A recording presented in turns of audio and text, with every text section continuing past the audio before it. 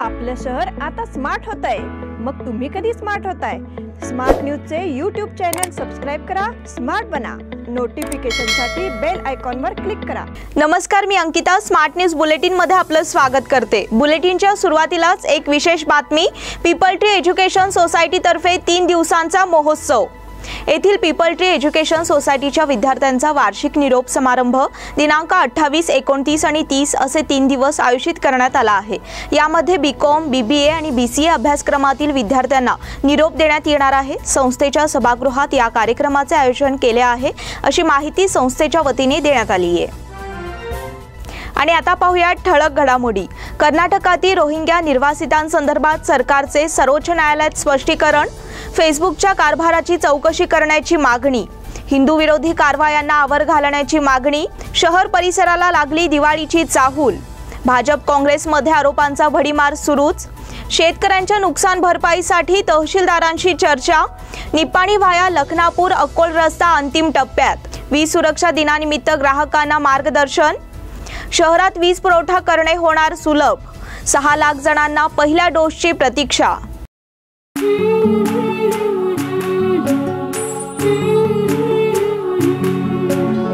थोड़ी सी बहकी ऋतु अनोखी है. हल्के हल्के दिल में हलचल जो मचलती है. ये कैसा है समा, ये प्यार सा एहसास है. ये किसकी पलकों में है तस्वीरें, कैसी नुमाइश है. आराधना, मारुति गली, बेळगाव. वस्त्रों का संगम, सुंदर सलोना, मन भाई आराधना.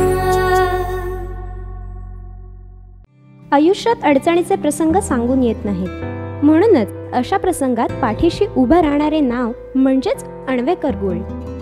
गेल्या 15 वर्षापासून सोने आणि चांदीच्या दागिन्यावर सर्वात जास्त सुलभ तारण कर्ज रक्कम देणारे आणि सर्वात कमी व्याजदर आकारणारे. कोणत्याही बँकेत सोन्या चांदीचे गहाण ठेवलेले दागिने सोडवून घेऊन आजच्या मार्केट दराप्रमाणे योग्य किमतीस खरेदी करणारे.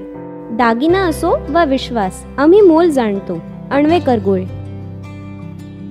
अण्वेकर गोल्ड 8843 8863.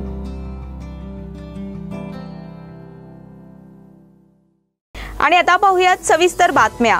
कर्नाटक राज्यातील कोणत्याही रोहिंग्या निर्वासितांना तत्काळ डिपोर्ट करण्याची कोणतीही योजना नाही, असे कर्नाटक सरकारने सर्वोच्च न्यायालयाला सांगितले. याचिकाकर्ते आणि भाजप नेते अश्विनी उपाध्याय यांच्या अर्जावर उत्तर दाखल करताना राज्य सरकारने हे स्पष्टीकरण दिले आहे. अश्विनी उपाध्याय यांनी म्हटले आहे की बेकायदेशीर रोहिंग्या आणि बांगलादेशी घुसखोरांना तात्काळ त्यांच्या देशात डिपोर्ट केले जावे आणि यासाठी निर्देश जारी केले जावेत. अश्विनी उपाध्याय यांनी 2017 मध्ये सर्वोच्च न्यायालयात याचिका दाखल केली होती. भारतात बेकायदेशीरपणे राहणाऱ्या बांगलादेशी आणि रोहिंग्यांना ओळखून त्यांना 1 वर्षात परत पाठवावे अशी मागणी याचिकेत करण्यात आली आहे. केंद्र आणि बहुतेक राज्य सरकारांनी अद्याप या याचिकेला प्रतिसाद दिलेला नाही. आता कर्नाटकाच्या भाजप सरकारने एक प्रतिज्ञापत्र दाखल करून म्हटले आहे की ही याचिका कायदेशीर आणि तथ्यात्मक दोन्ही कारणांवर चुकीची आहे, ती नाकारली पाहिजे अशी मागणी केली आहे. फेसबुकच्या कारभाराची चौकशी करण्याची मागणी. भारतात द्वेषमूलक भाषणे आणि बनावट वृत्तांना फेसबुकच्या नाकारतेपणामुळे प्रोत्साहन मिळाल्याचे ताशेरे ओढणारा कंपनीचा अंतर्गत अहवाल उघड झाल्यानंतर या संपूर्ण प्रकरणाची संयुक्त संसदीय समितीमार्फत चौकशी करण्याची मागणी काँग्रेसने सोमवारी केली. फेसबुकने भारतातील निवडणुकांमध्ये मतदारांवर पराभव टाकण्यासाठी समाज माध्यम व्यासपीठाचा गैरवापर करू दिला असून लोकशाही प्रक्रियेत अडथळा आणल्याचा आरोप काँग्रेसने केला. एप्रिल-मे 2019 मध्ये लोकसभा निवडणुकीआधी 2 महिने फेब्रुवारीमध्ये फेसबुकने द्वेषमूलक आणि प्रक्षोभक भाषणे, दिशाभूल करणाऱ्या माहितीचा प्रसार, हिंसाचाराचे समर्थन करणारे मजकूर आणि त्याच्या जनमानसावरील प्रभावांचा अभ्यास केला होता. असंख्य बनावट खात्यांचा वापर करून ही माहिती पसरवली जात असल्याचे फेसबुकच्या संशोधनात आढळले होते. मुस्लिमांविरोधात द्वेषभावनांचा समावेश असलेल्या हिंदी आणि बंगाली भाषातील पोस्ट विरोधात कारवाई झाली नाही. बजरंग दल ही अत्यंत धोकादायक संघटना असल्याचेही नमूद करण्यात आले होते, पण प्रत्यक्षात फेसबुकने तशी जाहीर भूमिका घेतली नाही.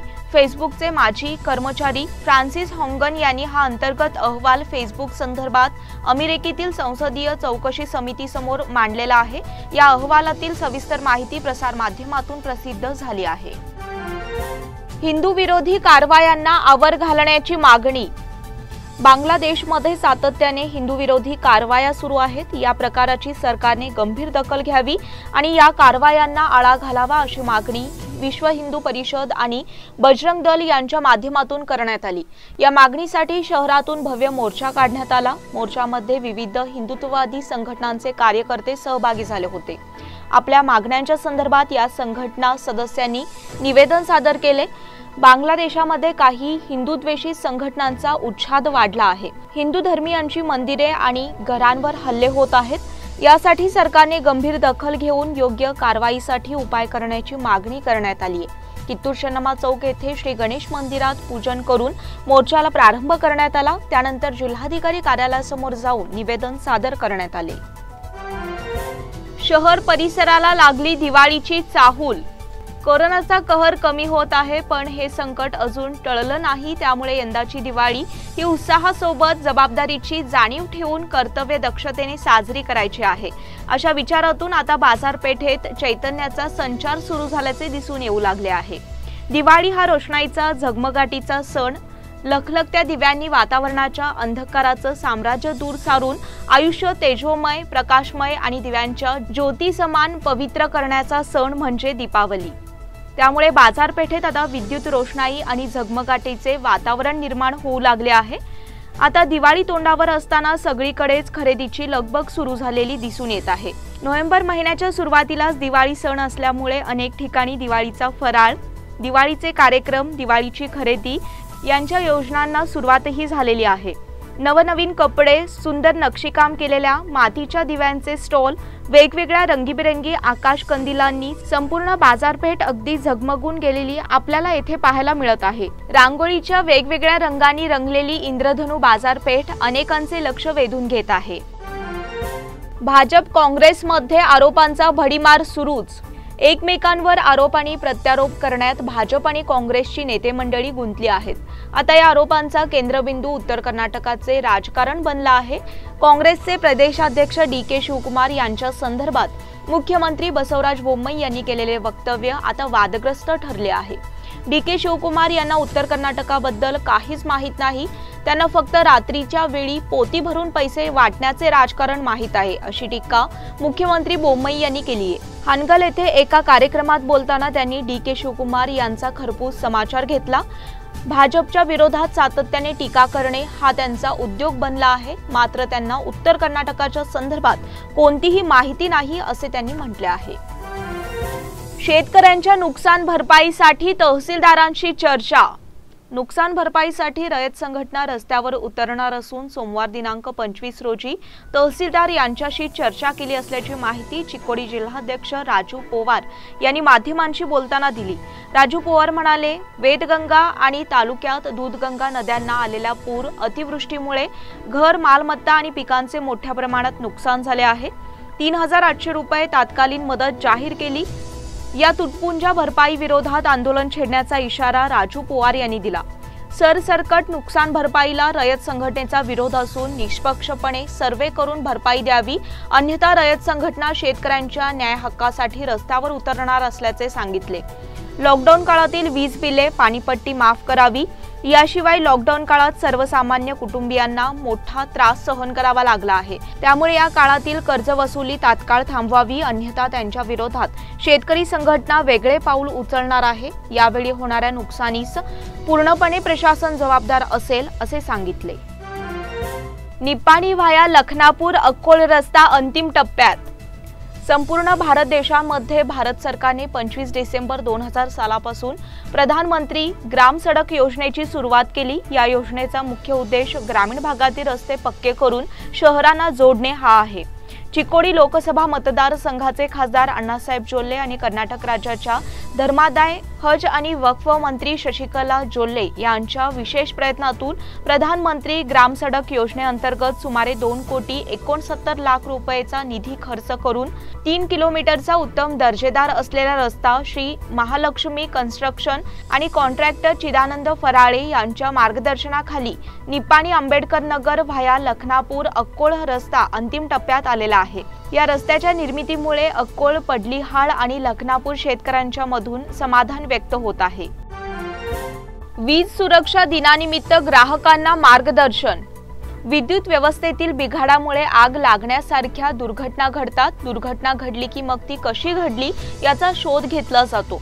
त्यासाठी ग्राहकांमध्ये जनजागृती केली पाहिजे असे मत हेस्कॉमचे मुख्य अधीक्षक गिरीधर कुलकर्णी यांनी व्यक्त केले। वीज सुरक्षा दिन संदर्भात आयोजित केलेल्या कार्यक्रमात अध्यक्षस्थानावरून बोलत होते। या कार्यक्रमात व्हिडिओ स्वरूपात माहिती देताना योग्य क्षमतेचे अर्थिंग असल्याची खात्री करून घ्या। घरातल्या लाईट फिटिंगसाठी ISI मार्क असलेल्या योग्य क्षमतेच्या वायर वापरा। तसेच इलेक्ट्रिकशी संबंधित कामे परवानाधारक इलेक्ट्रिक कॉन्ट्रॅक्टर कडूनच करून घ्या असे मार्गदर्शन केले।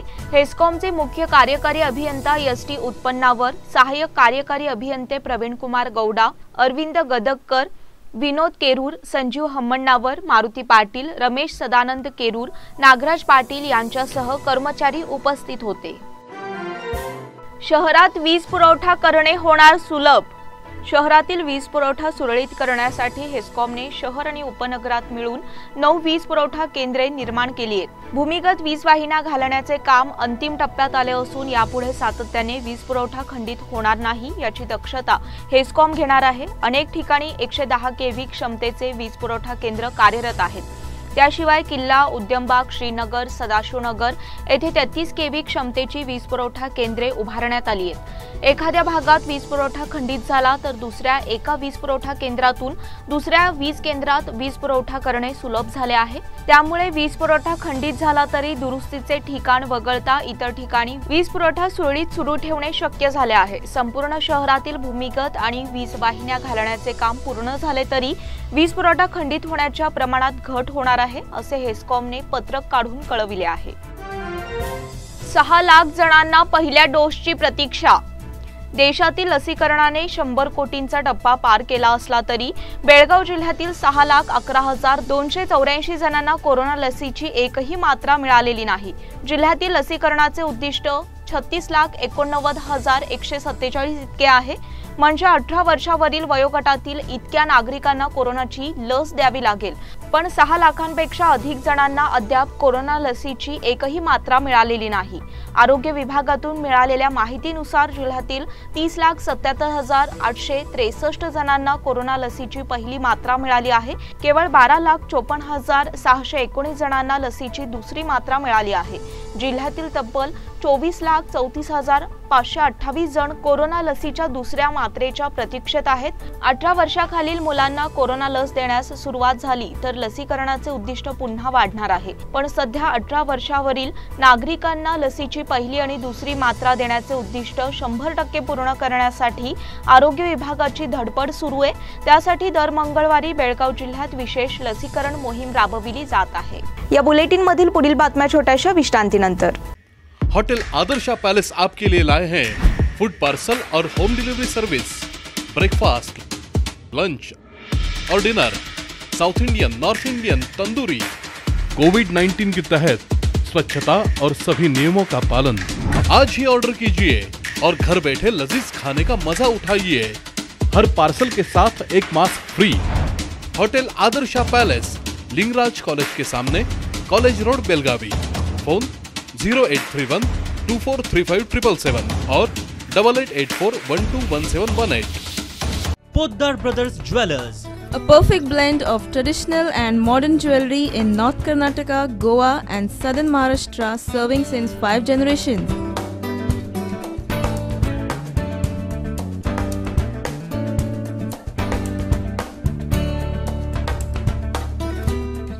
exclusive gold, silver and platinum jewelry showroom.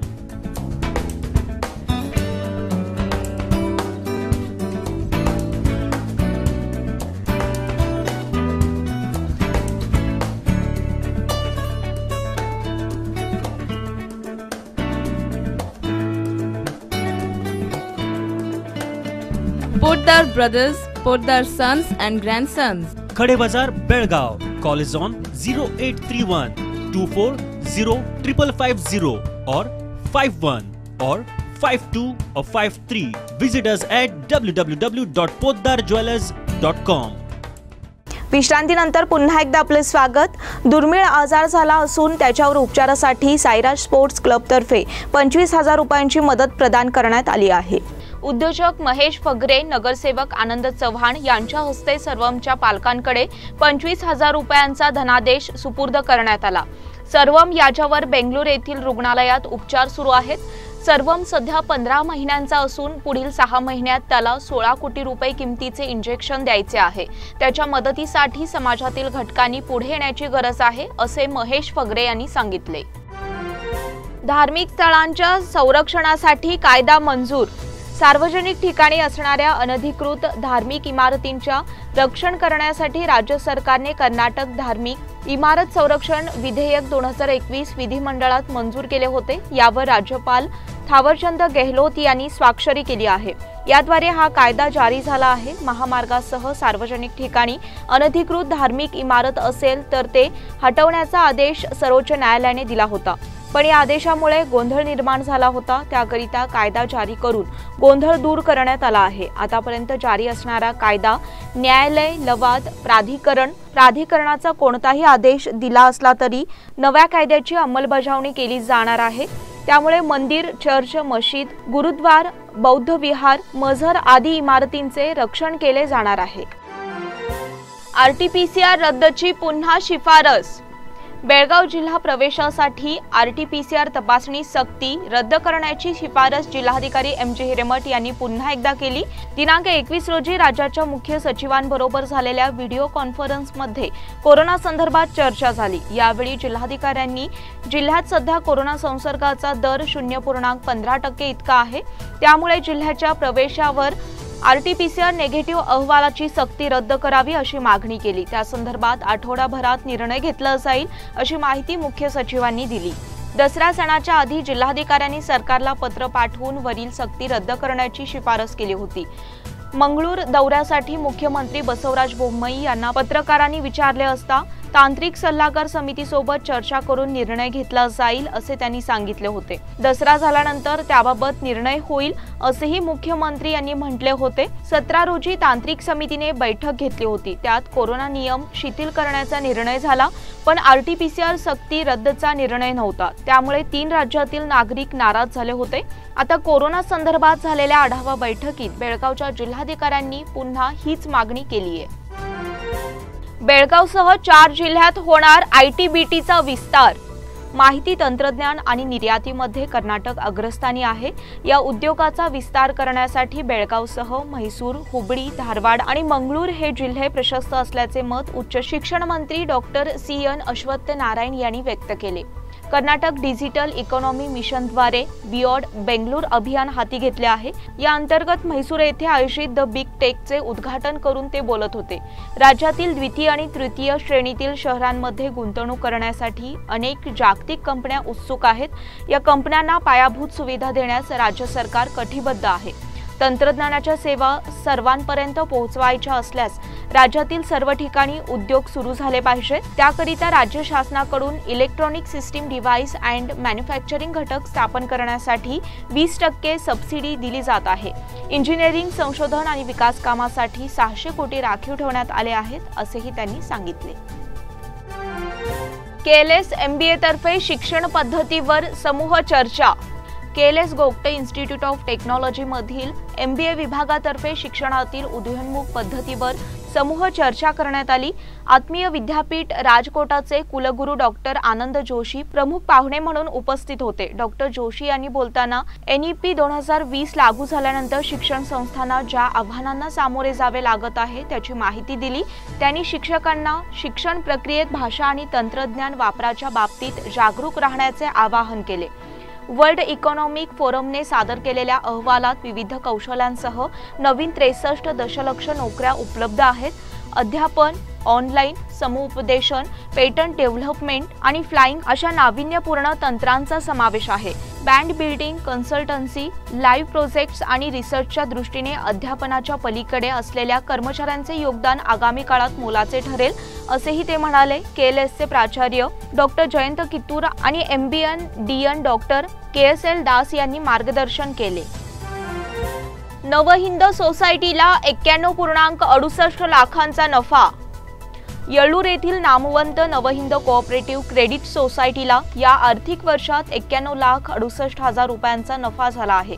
सभासदांना 12% लाभांश देण्यात येईल, अशी माहिती चेअरमन उदय जाधव यांनी 29व्या सर्वसाधारण सभेत अध्यक्षस्थानावरून बोलताना दिली.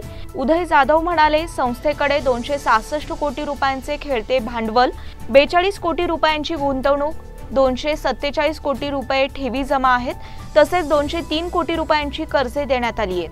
प्रियदर्शनी नवहिंद महिला सोसायटीच्या सावित्रीबाई फुले सभागृहात झालेल्या या सभेत व्यासपीठावर चेअरमन उदय जाधव, व्हाईस चेअरमन संभाजी कणबरकर, नवहिंद क्रीडा केंद्राचे अध्यक्ष शिवाजी सायनेकर, संचालक PS मुरकुटे, CB पाटील, प्रकाश अस्टेकर, SY चौगुले, नीता जाधव, BR पुण्याण्णावर, प्रियदर्शनी नवहिंद महिला सोसायटीचे चेअरपर्सन वैशाली मजुकर, नवहिंद महिला प्रबोधन केंद्राच्या अध्यक्षा शुभांगी पाटील, नवहिंद मल्टीपर्पज सोसायटीचे चेअरमन DN पाटील उपस्थित होते. कृत्रिम मोफत अवयवांसाठी रोटरी परिवारातर्फे शिबिर. रोटरी परिवार बेळगाव, साधू वासवानी मिशन पुणे आणि rotary club of Ichalkaranji textile city यांच्या संयुक्त विद्यमाने आयोजित मोफत कृत्रिम अवयव शिबिराला उत्स्फूर्त प्रतिसाद मिळाला. विजय ऑर्थो अँड ट्रॉमा सेंटर येथे झालेल्या शिबिरात 327 अपंगांच्या अवयवांचे मोजमाप घेण्यात आले. रोटरीचे माजी प्रांतपाल आनंद कुलकर्णी यांच्या हस्ते शिबिराचे उद्घाटन करण्यात आले. रोटरी क्लब ऑफ बेळगाव साऊथचे अध्यक्ष अशोक नाईक म्हणाले, शिबिरात 450 अपंग बांधव उपस्थित असून या अपंगांना मोफत कृत्रिम अवयव महिनाभरात कार्यक्रमाचे आयोजन करून वितरण करणार आहे. साधू वासवानी मिशनच्या डॉक्टरांनी अपंग बांधवांच्या कृत्रिम अवयवांसाठी मोजमाप घेतले. यावेळी रोटरी वेणुग्रामचे अध्यक्ष अरविंद खडबडी, चंद्रकांत राजमाने, प्रकल्प चेअरमन महादेव गिडोळी, रोटरी वेणुग्रामचे माजी अध्यक्ष DB पाटील, प्रसाद कट्टी, सेक्रेटरी विनय बाळेकाई आदी उपस्थित होते. नोव्हेंबर महिन्यात बँकांना सुट्ट्यांची पर्वणी. नोव्हेंबर महिन्यात बँकांना अनेक सुट्ट्यांची पर्वणी लाभणार आहे. नोव्हेंबर 2021 मध्ये धनत्रयोदशी, दिवाळी, भाऊबीज, छठ पूजा, गुरु नानक जयंती यासारख्या सुट्ट्या आहेत. अशा वेळी एकूण 17 दिवस बँका बंद राहणार आहेत. रिझर्व्ह बँक ऑफ इंडियाने नोव्हेंबर महिन्यासाठी अधिकृत बँक सुट्ट्यांची यादी जारी केली आहे. त्यानुसार नोव्हेंबर महिन्यात 17 सुट्ट्या आहेत. या दरम्यान भारतातील अनेक शहरांमध्ये बँका सतत बंद राहतील. या 17 दिवसांच्या सुट्ट्यांमध्ये साप्ताहिक सुट्ट्यांचाही समावेश आहे.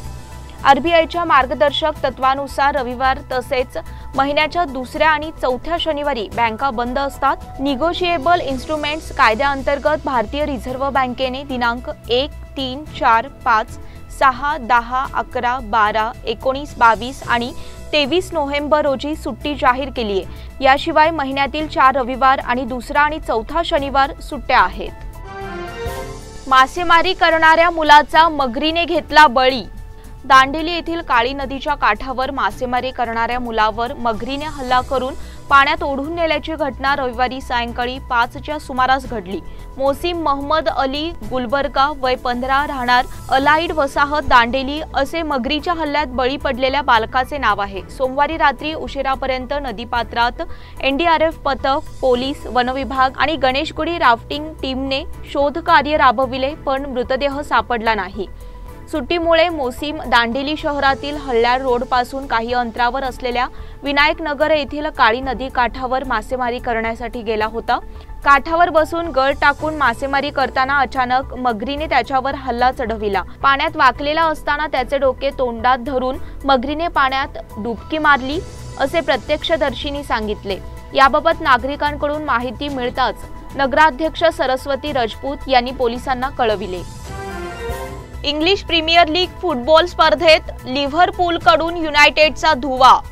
मोहम्मद सलाहने केलेल्या हॅट्रिकच्या जोरावर लिव्हरपूलने प्रीमियर लीग फुटबॉलच्या सामन्यात मँचेस्टर युनायटेडचा 5-0 असा धुव्वा उडवला. युनायटेडला मार्गदर्शन करताना माझ्या कारकिर्दीतील सर्वात वाईट क्षण अशा शब्दात प्रशिक्षक ऑली गनर सोलकार यांनी पराभवाचे वर्णन केले। लिव्हरपूलने मध्यंतराचा 4-0 अशी मोठी आघाडी घेतली आणि उत्तरार्धात आणखीन एका गोलची भर घातली। त्यांच्याकडून सलाहने 3 तर नाबिट केटा आणि दिओगो जोटा यांनी प्रत्येकी 1 गोल केला। लिव्हरपूलने 9 सामन्यात 6व्या विजयासह गुणतालिकेत दुसरे स्थान मिळवले। विजया बीएससी सावंतवाडी एसकेई यांची विजयी सलामी। विजया क्रिकेट अकादमी आयोजित विजया चषक 10 वर्षाखालील मुलांच्या क्रिकेट स्पर्धेला आजपासून युनियन जिमखाना मैदानावर प्रारंभ झाला। स्पर्धेच्या आजच्या पहिल्या दिवशी विजया क्रिकेट अकादमी, एसकेई अकादमी, सुनील नाईक अकादमी, सावंतवाडी, बेळगाव स्पोर्ट्स क्लब यांनी विजयी सलामी दिली। तत्पूर्वी झालेल्या उद्घाटन समारंभात प्रमुख पाहुणे डॉक्टर प्रकाश पाटील, चंदन कुंदरनाड, मोहम्मद तारिफ शराफ यांच्या हस्ते स्टंपला हार अर्पण करून स्पर्धेचे उद्घाटन करण्यात आले। यावेळी माजी रणजीपटू मिलिंद चव्हाण, परशुराम पाटील, सचिन साळुंके, देवेंद्र कुडची आदी मान्यवर उपस्थित होते। पहिल्या सामन्यात विजय क्रिकेट अकादमी संघाने नीना क्रिकेट अकादमीला 9 गड्यांनी नमवले। प्रथम फलंदाजी करताना नीना अकादमी संघ 57 धावात गारद झाला। वेदांत 18, समर्थ चौगुले 16 धावा केल्या। कर्णधार मोहम्मद हमजा याने हॅट्रिकसह 5 तर अद्वैत पाटील याने 3 आणि अनिश तेंडुलकर याने 2 गडी बाद केले। उत्तरादाखल विजयाने 7.3 षटकात 1 गड्याच्या मोबदल्यात विजयाचे उद्दिष्ट गाठले। अर्जुन येळूरकर याने 20 धावा केल्या। मोहम्मद हमजा सामनावीर ठरला। दुसऱ्या सामन्यात एसकेई अकादमी संघाने युनियन जिमखानाचा पराभव केला। प्रथम फलंदाजी करताना एसकेई संघाने 25 षटकात 3 बाद 169 धावा केल्या। सिद्धार्थ हेडा यांनी 45, सचिन तलवार आणि समर्थ कोकणे प्रत्येकी 32 धावा केल्या। उत्तरादाखल युनियन जिमखानाचा डाव 63 धावात आटोपला। प्रणिल याने 3 दक्ष तर वेदांत यांनी प्रत्येकी 2 गडी बाद केले। समर्थ हेडा सामनावीर ठरला। भारतीय अंध बुद्धिबळपटूंचा संघ अंतिम फेरीत। ग्रीस येथे सुरू असलेल्या 16व्या अंध आणि दूरदृष्टी विश्वचषक बुद्धिबळ ऑलिम्पियाड चॅम्पियनशिप स्पर्धेत सोमवारी रात्री भारतीय अंध आणि दूरदृष्टी बुद्धिबळपटूंच्या संघाने गुरुवारी 8व्या फेरीत बल्गेरिया अंध दूरदृष्टी बुद्धिबळपटूंच्या संघाला चुरशीच्या लढतीत 2-2 असे बरोबरीत रोखले। आर्यन जोशी यांनी आयम निझाम रशीम याची लढत बरोबरीत सुटली। दर्पण इनानी याने जॉर्जिव टोडोर तर मिलिंद सामंत याने पटेव पेटको यांना पराभूत करत विजय संपादन केला। भारताचा पुढील सामना अव्वल नामांकित जर्मनी देशाबरोबर अंतिम लढत होणार आहे। भारतीय संघाला बेळगाव नगरीचा सुपुत्र आणि आंतरराष्ट्रीय बुद्धिबळपटू निरंजन नवलगुंद यांचे मार्गदर्शन लाभत आहे। याचबरोबर स्मार्ट न्यूजचे आजचे बुलेटिन इथेच संपले। धन्यवाद।